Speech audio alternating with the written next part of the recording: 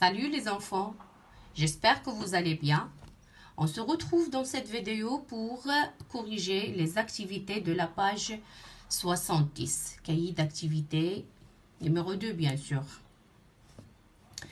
Alors, on lit, quand je parle, quand j'écris, j'apporte des précisions dans mes phrases. J'explique où, quand, comment, pourquoi. Mon interlocuteur et mon lecteur comprennent mieux ce que je veux dire.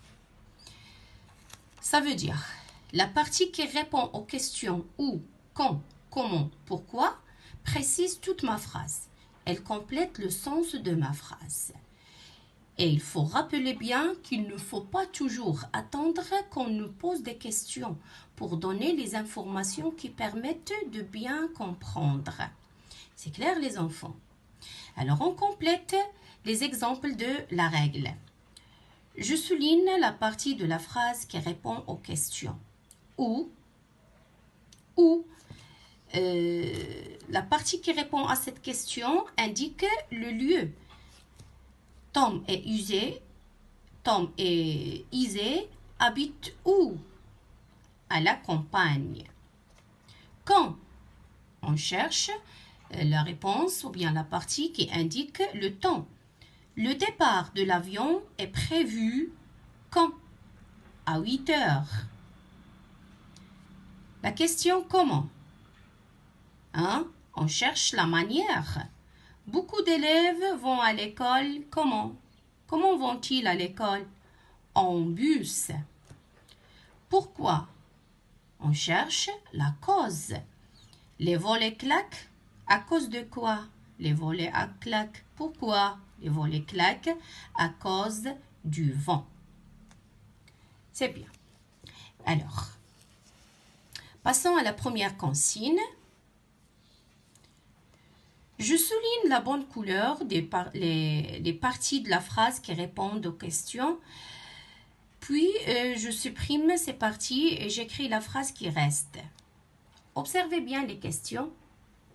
La question « où » est écrite en vert. On soulignera alors la partie de la phrase qui répond à cette question en vert.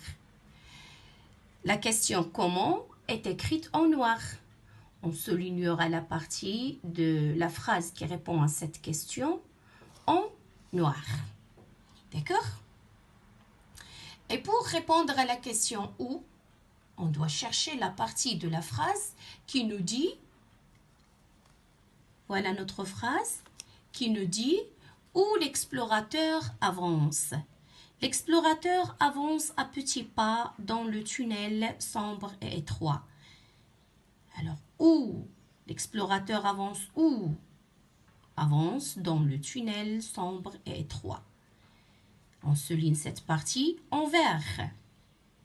L'explorateur avance dans le tunnel sombre et étroit. Comment? Sa manière d'avancer. À petits pas. Il avance à petits pas. Très bien. Alors, à petits pas, en noir, dans le tunnel sombre et étroit, en vert. Puis, je supprime ces parties et j'écris la phrase qui reste. La phrase qui reste ici, c'est « L'explorateur avance ». Alors, on doit réécrire cette phrase sur les lignes. Mais, avant d'écrire, qu'est-ce que vous savez de la phrase? Exactement. La phrase commence par la majuscule. Et à la fin, on doit poser un point. Très bien. L'explorateur avance. Point. Bravo les enfants. Pour quand, pourquoi. Les mêmes démarches. Quand en bleu, on utilise le bleu. Pourquoi en noir, on utilise le noir. Alors pour répondre à la question quand, on cherche la partie qui indique le temps. Et pour répondre à la question pourquoi, on cherche la partie qui indique la cause. À cause du vent et de fortes vagues, la baignade sera interdite toute la journée. Alors, quand la baignade sera interdite? toute la journée, le temps, toute la journée en bleu. La cause, pourquoi?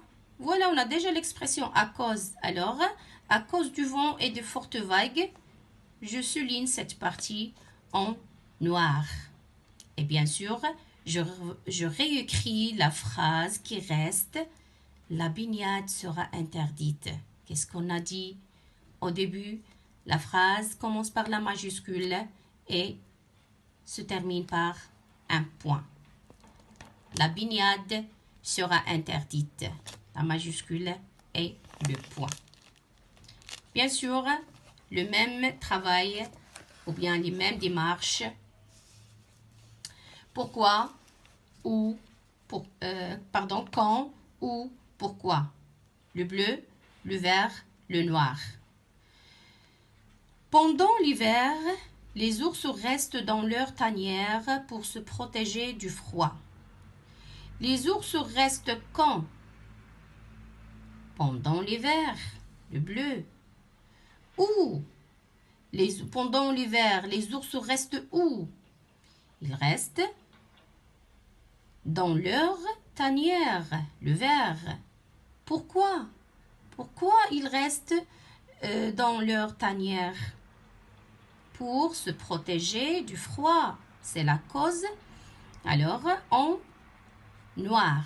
Je souligne en noir. La phrase qui reste, les ours restent. Toujours la majuscule au début, le point à la fin. Les ours restent. Bravo. Très bien. Alors, notre activité. Voilà.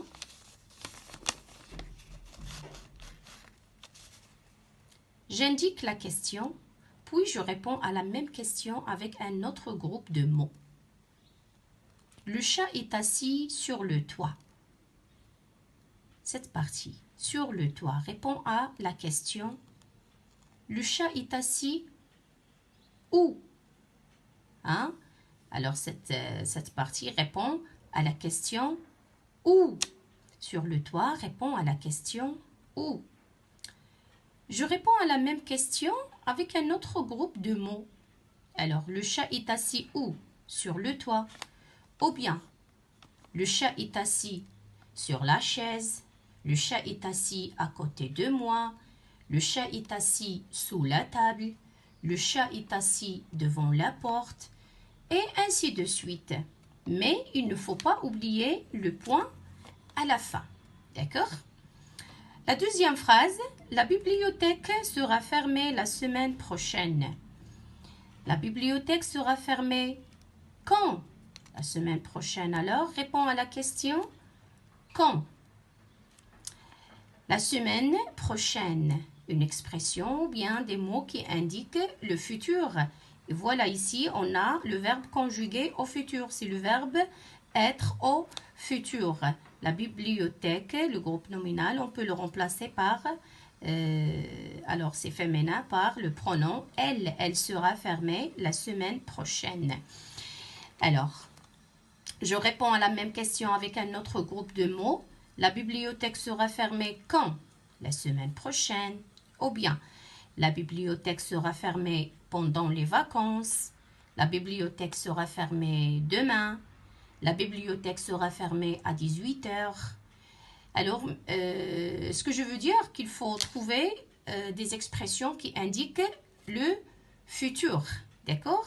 Et il ne faut pas oublier, bien sûr, le point.